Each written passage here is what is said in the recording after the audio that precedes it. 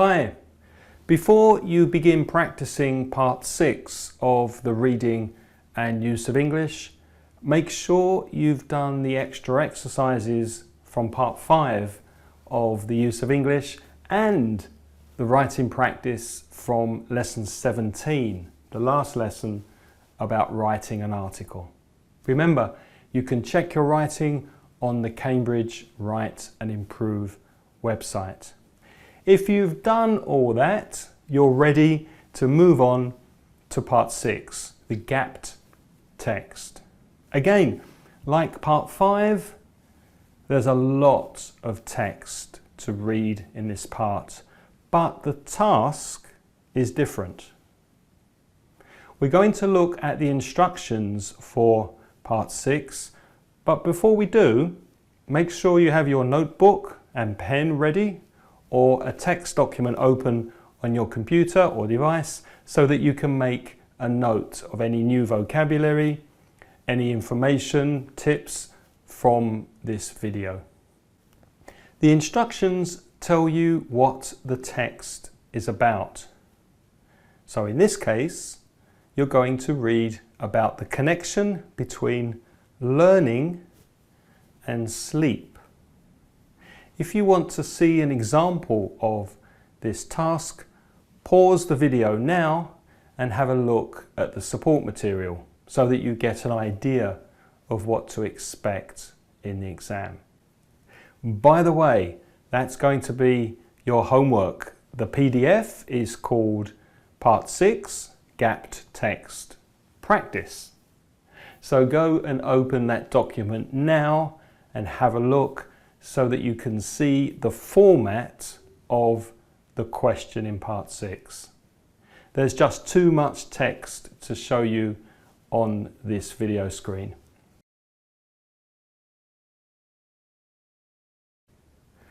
So you should have part 6 open or maybe printed the PDF, and as you can see, there's quite a lot of text and there are 6 gaps in the text.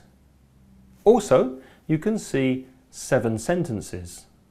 6 of those sentences have been removed from the text. And there is 1 extra sentence that you do not need to use. The extra sentence is there only to make the task and your life more difficult. So there's 1 extra sentence. And you need to put the 6 sentences back into the correct places in the text. You get 2 marks for each correct answer, so there are 12 possible marks in this part of the test. So how should you approach this?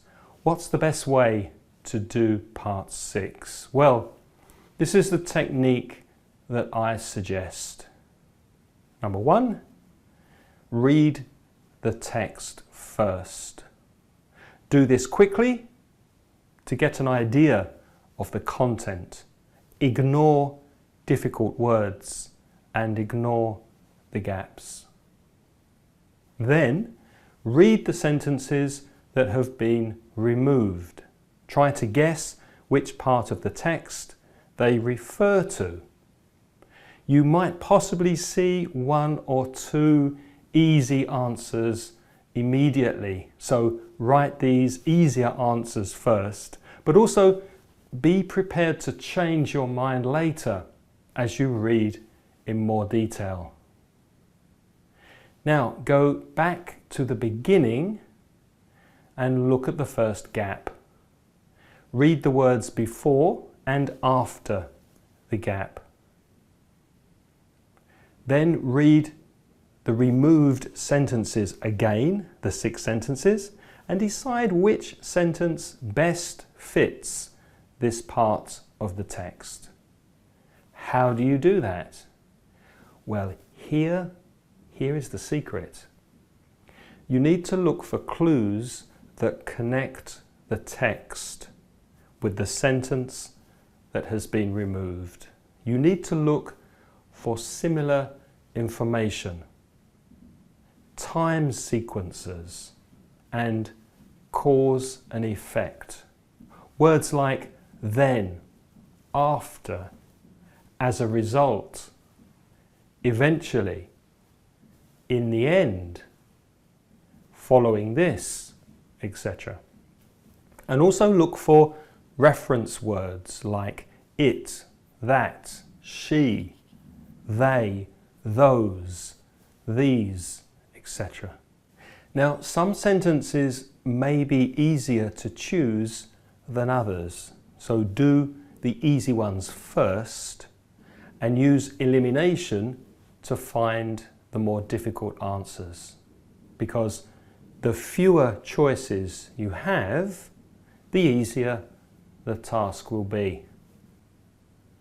Remember that there's always one extra sentence that you do not need to use. You can check at the end that this sentence does not fit any of your gaps, because it's not too late to change your mind and change your answers. As you're working through this, remember to keep watching the time. You should not spend more than 12 or 13 minutes on part 6. If you do have extra time, read the relevant parts of the text again with your answers in place, just to check that it all makes sense and it sounds good to you when you read it. Here's an example from a text about climbing a mountain. Pause the video now and read it.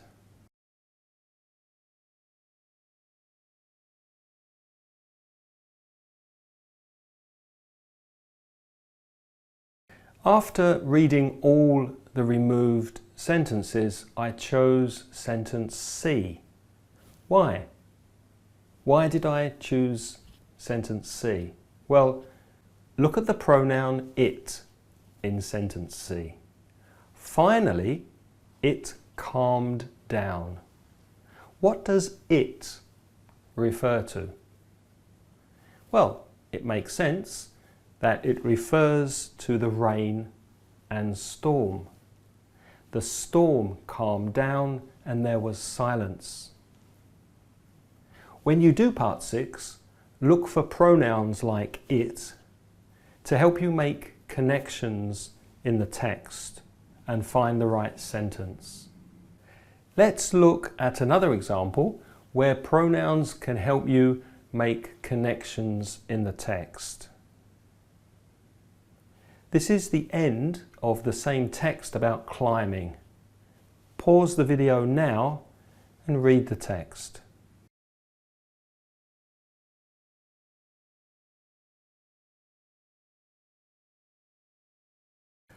I chose sentence A here, and this time the pronoun they is in the text itself, not in one of the removed sentences.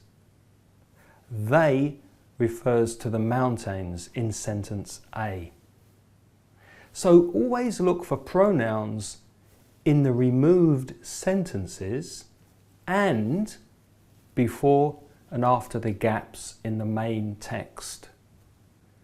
Here are some examples of what to look for.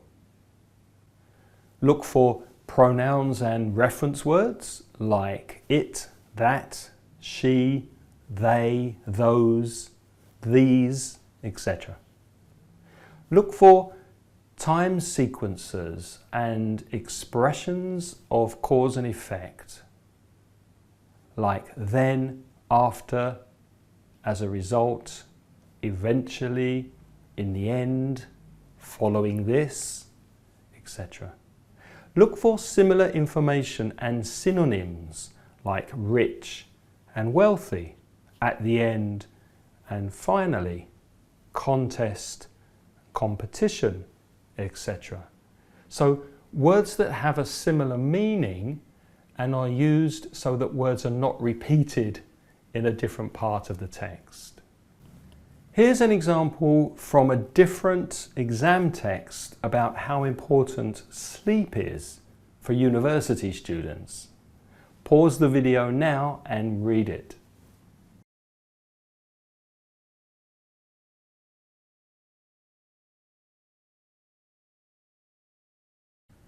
After gap number 38, the text says, the results of this show that it has significant impact on memory and learning.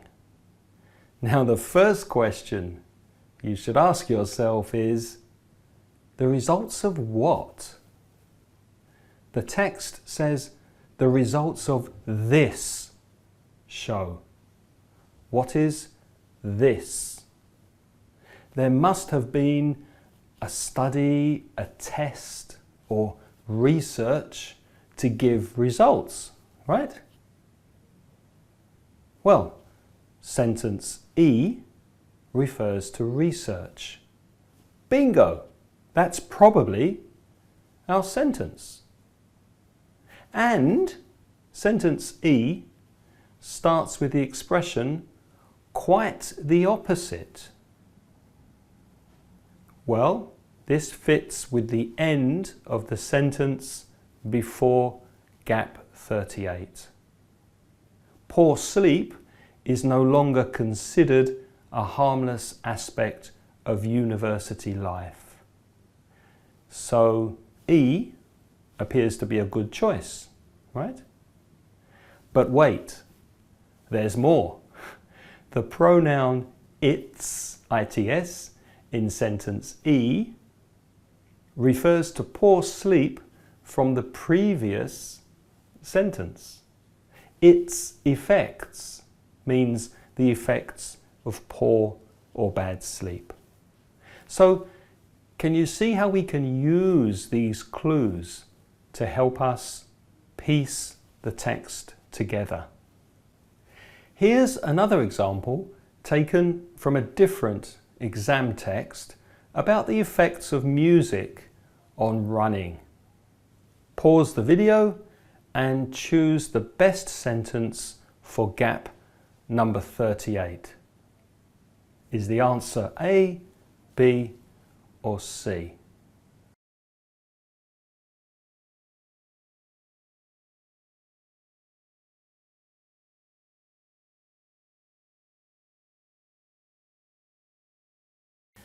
So, which sentence did you choose? The answer's C. So well done if you chose C. This is an example of a time reference. At that time. If you see a time reference like this, ask yourself, at what time? At that time? At what time? In this example, it means at the time the writer was training hard during 6 months. He says, I just spent 6 months training hard for it. I was in fact taking my running pretty seriously at that time. Sentence A does not fit. When you see the reference him, her, them, etc., ask yourself who. Is there a reference to a person or people in the previous sentence? Sentence A begins according to him. Well, who is him? Who is he? There's no reference to a him in the sentence before gap 38. And sentence B is not correct either. It says, along with some spring sunshine, it certainly achieved that. What is that? What was achieved? There's nothing in the previous sentence that makes sense. So, by using elimination here, we are left with answer C, the only possibility, and we can confirm the answer by the reference at that time, the 6 months training.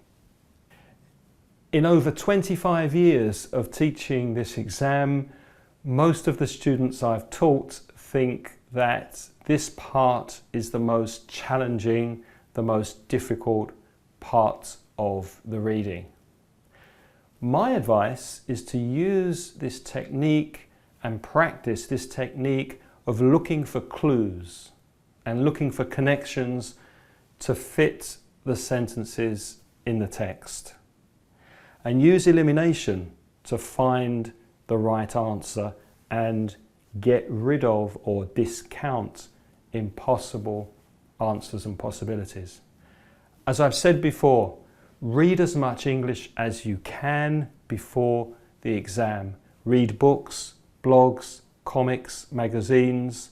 I'm sure you're doing it now, but if you're not, read anything that interests you as long as it's in English. Books are better, but as long as you're reading something in English every day, that will be good practice and good preparation for the exam, and exercises like this, connecting text, cohesion in text, will be easier.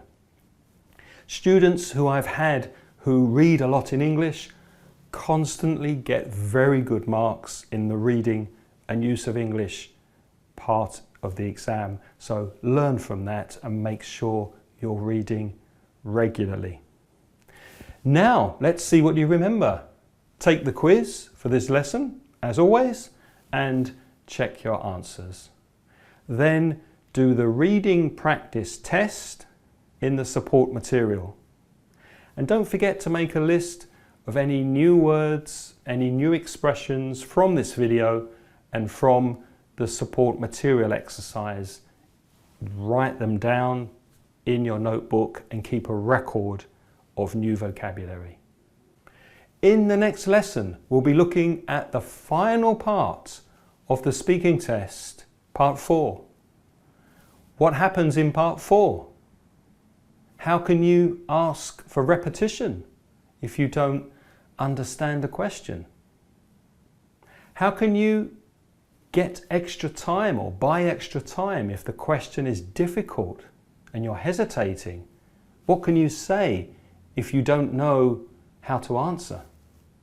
I'll tell you in the next video, and you'll learn how to do part 4 of the speaking test.